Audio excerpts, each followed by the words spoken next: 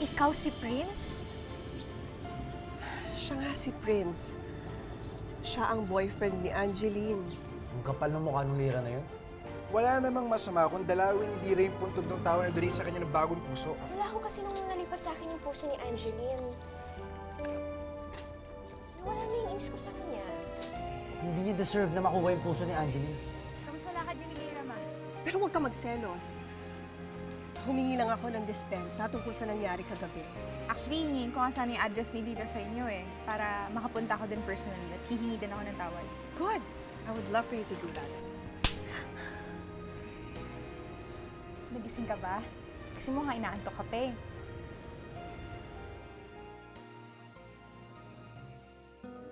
Bakit mo ko sinampal? Ang sabi ng mami mo, nagsisisi ka. Oo. Sa harap ng mami ko, nagsisisi ako. Pero pag ikaw ang kaharap ko, ano sa tingin mo, nagsisisi ba ako? Uulitin ko sa'yo yung sinabi ko na isang gabi. And this time, I mean it. So you better listen, Lira. Hindi mo maaagaw sa akin ng mami ko. Kaya layuan mo siya. Pwede. May kakaintindihan ba tayo? Lira, sinong kausap mo? Vanessa. Hi, good morning po. Hi. Hindi ko alam na mapapadalo ka. Gusto mo bang pumasok sa loob? Hindi na po. Dumaan lang po ako para kamustahin si Lira at saka mag-apologize. Pero nasabi ko naman na po yung sasabihin ko. Diba, Lira? Sige po. Mauna na po ako. Salamat, ha.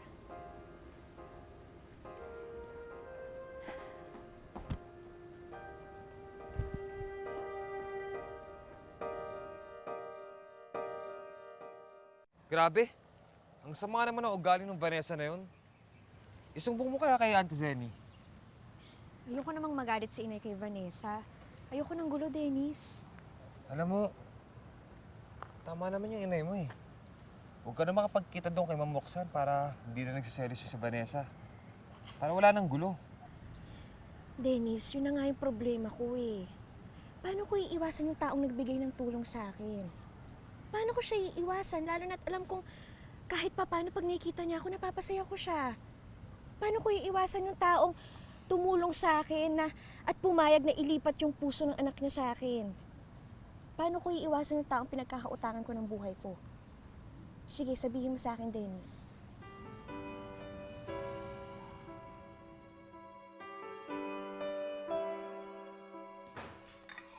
Ayan ka na pala, Mars. Nay!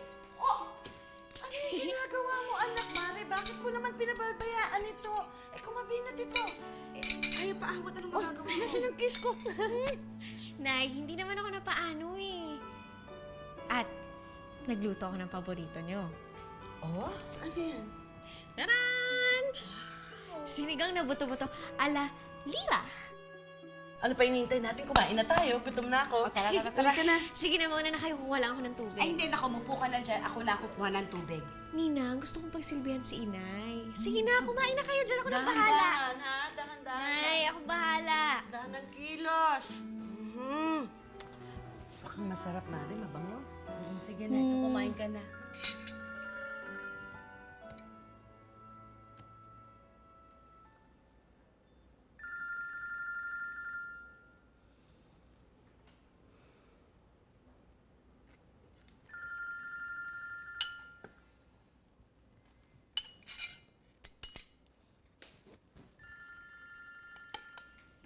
Nay, sino yung tumatawag?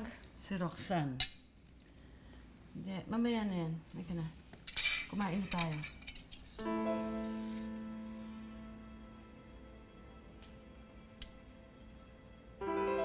Upo ka na, kumain na tayo. Halika na. Upo na.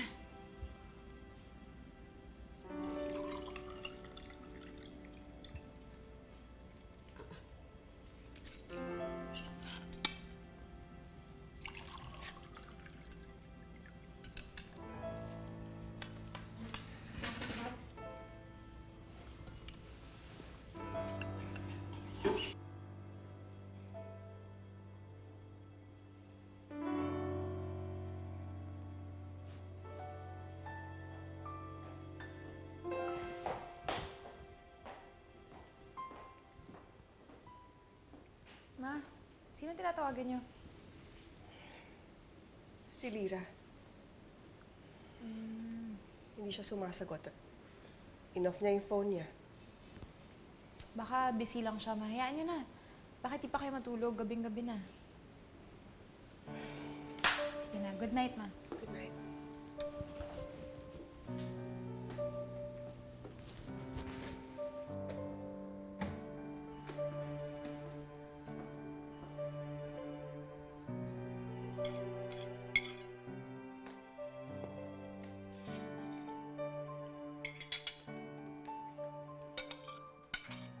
Ikaw ha? Nasama na ng ugali mo. Pakialam mo ba yung telepono ng anak mo? Tama lang yung ginawa ko. Hindi dapat magkalapit si Roxanne at si Lyra. Kaya tama lang na hindi ko ipakausap si Roxanne sa anak ko.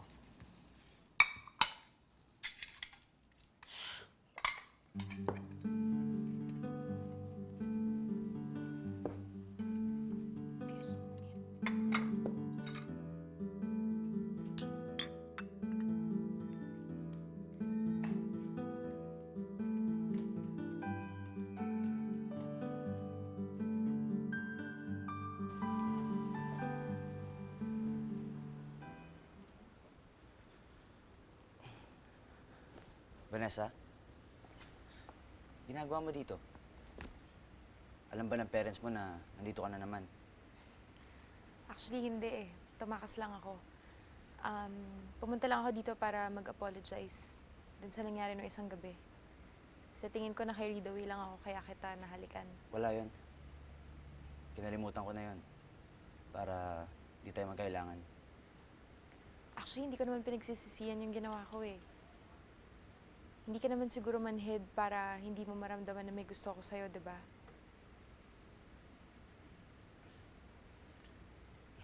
Ibang klase ka rin eh, no?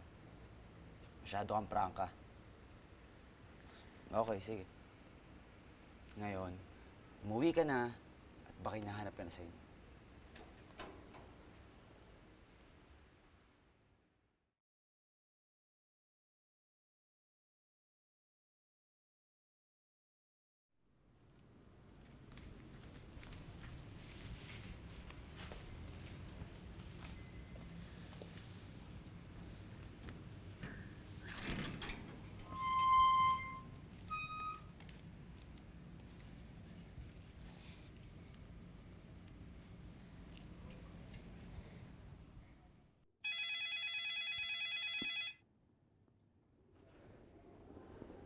Hello, Lyra? Mabuti tumawag ka. Naku, pasensya na ho kanina kung hindi ko ho nasagot yung tawag nyo. Nahihiya po ako sa inyo. Sa totoo lang, nag-alala ko kanina dahil hindi mo sinagot ang tawag ko. Naisip ko tuloy baka kung ano na nangyari sa'yo. Kaya naisip ko na dumaan dyan sa inyo bukas. Ho? Naku, wag na ho kayo pumunta dito bukas, Ma'am Roxanne. Bakit? May problema ba? Ang ibig kong sabihin, kung dadalaw ho kayo bukas, baka hindi na rin po ako maabutan eh. Kasi aalis po ako. Pero, kung gusto nyo ho, magkita na lang ho tayo. Much better. Sige, sabihin mo sa akin kung saan tayo magkikita and I'll meet you there, okay? Sige po.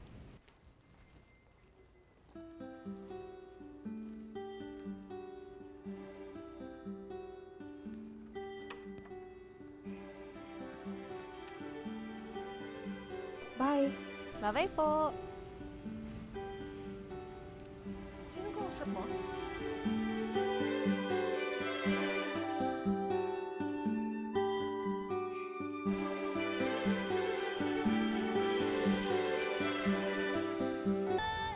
Sino kausap mo, Lyra? Si Roxanne na naman ba? Siya na naman yung tumawag sa'yo? Ay, Nay, hindi ho si Ma'am Roxanne yung tumawag sa akin. Tinawagan po ako ni Dennis. Dennis? Bakit nag-uho ka? Nay, kasi uso po ngayon yung ho at opo sa magkakaedad. Kaya yun, wala, naglolokohan lang kami. Sige, halika na, pumasok ka na. Inom ka pa ng gamot. Ay, Nay, Kaya po pala tumawag si Dennis kasi gusto niya daw po akong yayaing lumabas bukas. Eh yun, okay lang po ba sa inyo?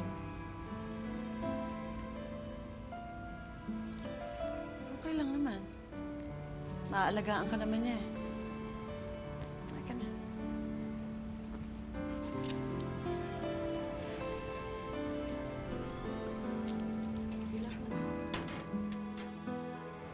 Alam mo, Vince,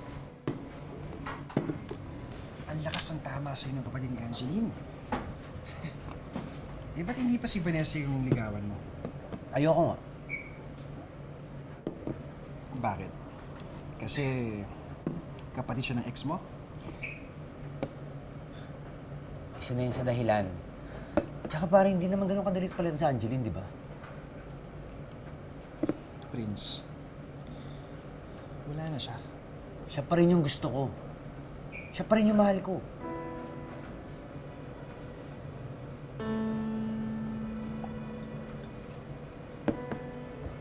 Mars, nakita mo ba kanina si Lyra bago umalis? Grabe, excited na excited. Saan ba papunta yung anak mo? Eh, sabi niya magkikita daw sila ni Dennis. Ah, ganon. Ano pa talaga yung dalawang yon? Magkaibigan ba talaga yon o baka naman Ako, Mars, huwag mo nang bigyan ng mali siya kung ano man yung nangyayari sa dalawang yon. Basta ngayon, magkaibigan lang sila. At yun lang ang gusto kong mangyari. Ganun lang, bata pa si Lyra para magkaroon ng boyfriend. kilig na kilig eh kanina? Oo?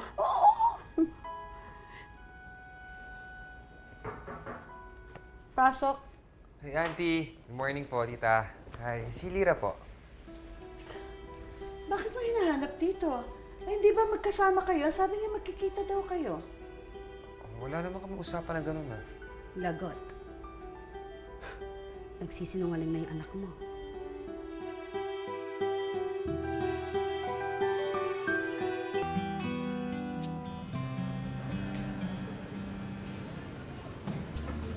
Salamat.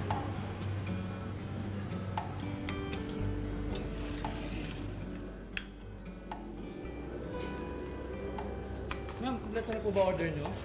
Yes, sige. Thank you. Salamat. Alam ko tong coffee shop na ito. Dito madalas magpunta si Angeline. Kasama yung boyfriend niyang si Prince. Nakikita ko nga po sila dito dati. Alam mo, hindi ko akalaing nagkita na kayo ng anak ko. Siguro, itinakda talagang sa'yo mapunta ang puso niya.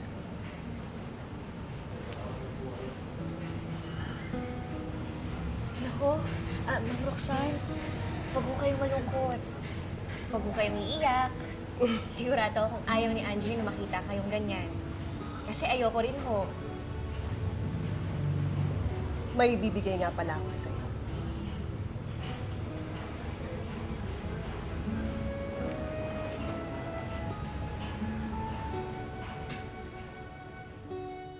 Wow.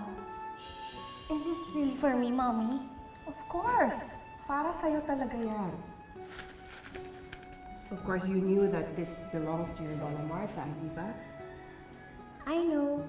Pinamana niya sa'yo to. Pero, Mommy, bakit mo naman binibigay sa akin to?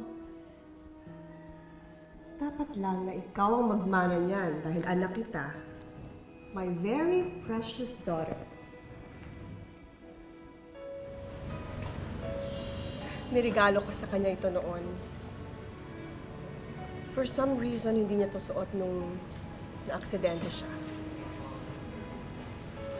Iniwan niya to. Kaya I want you to have it.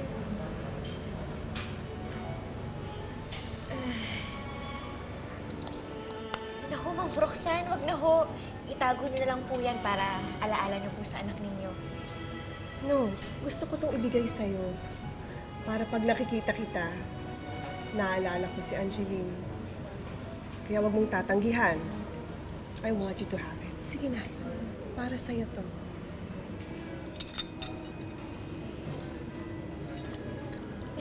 Sige na, suot mo. Suot ko na po. Oo. Ang ganda.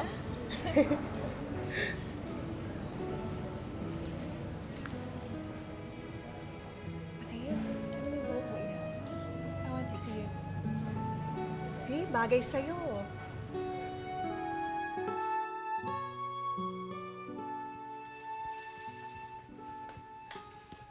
Auntie, hindi ko makontak si Lira eh. Nakapatay yung phone niya. Ako, saan naman kaya nagsuot yung taong yan? Sino naman kayang kasama niya? May kutob ako kung sinong kasama ni Lira. Sino po?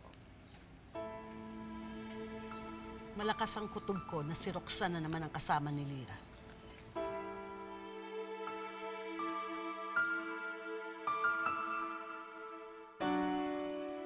Ako, Ma'am Roxanne, maraming salamat po nahihiya po ako sa inyo kasi wala naman po yung ibang ginawa kundi magbigay ng magbigay sa akin. Kang magpasalamat. Alam mo, masaya ako sa mga ginagawa ko sa'yo. Parang ang binibigyan ko yung sarili ko na ring anak.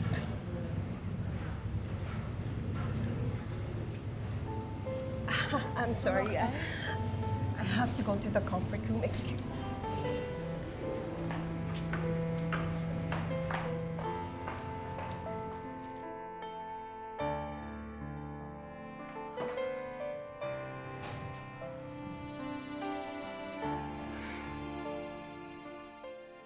Thank you, Mommy.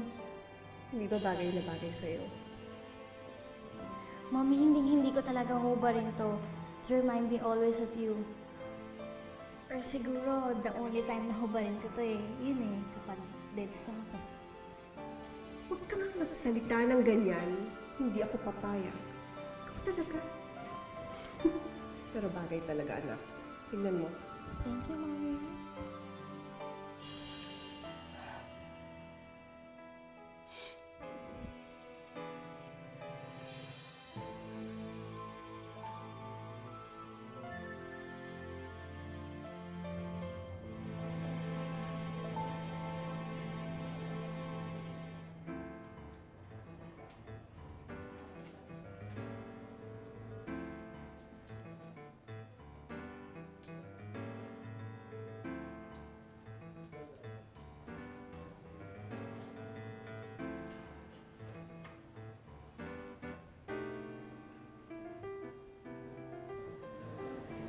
Prince?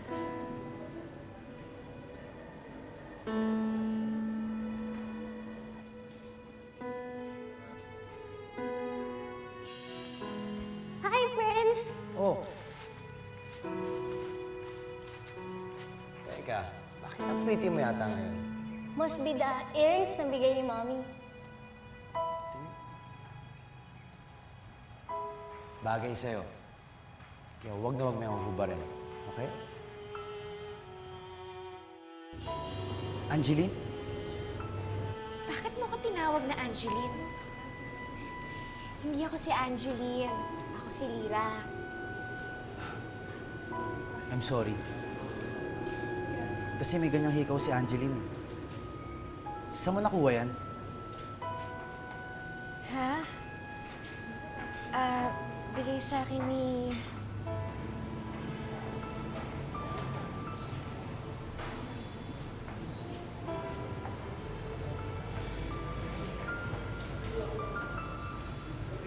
Saan mo nakuha yan? Binigay ko yan kay Lira.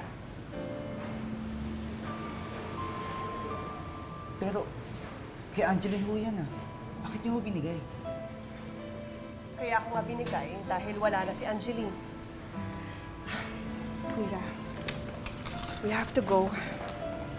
Medyo masama yung pakiramdam ko. Halika, hatid na kita sa inyo.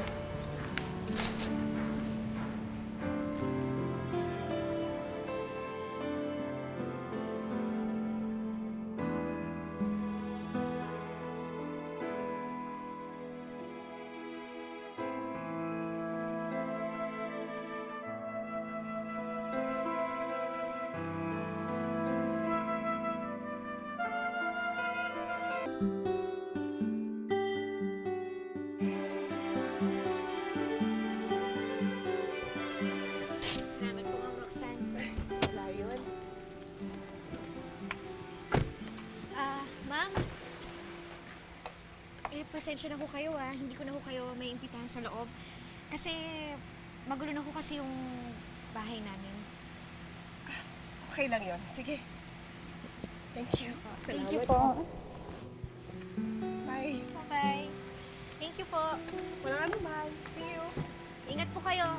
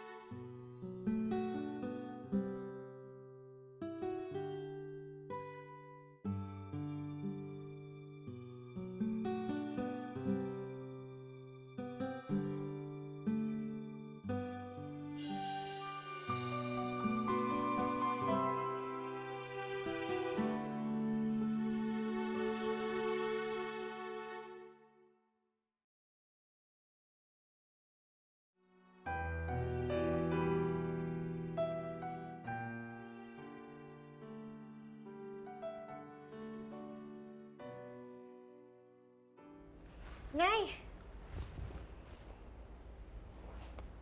Anong oras na? Saan ka nang galing? Nay, di ba sabi ko sa inyo, kasama ko si Dennis?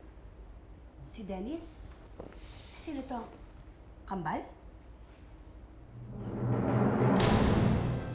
Kailan ka pa natutong magsinungaling? Halira? Sabihin mo sa akin, sino ang kasama mo?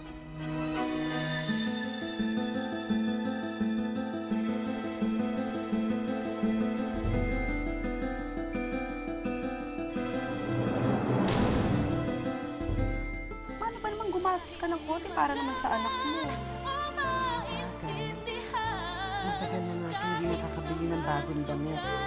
Naku, Ma'am Roxanne, maraming salamat po talaga. Binibili niya sa pamamagitan ng pagre-regalo si Lira. Nang sa ganon, lalong mainggan yung anak ko na sumama sa kanya. Ay, Nay! Naku, mabuti nandito na kayo, Nay. Alam niyo ba, si Ma'am Roxanne, binilhan ako ng mga sapatos, ng mga damit, saka mga kung ano-ano. Anong ginagawa mo dito? Saka bakit ka dito? Sorry kung naging sinubayan ko sa'yo. Friends!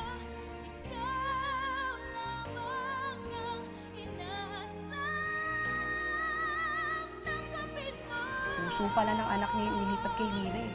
Kaya mas lalong matakot ka. Dahil mukhang anak niya ang nakikita niya kay Lira. Nandito ako para makiusap sana sa'yo. Kung pwede sana, huwag ka na muna makikipagkita sa anak ko.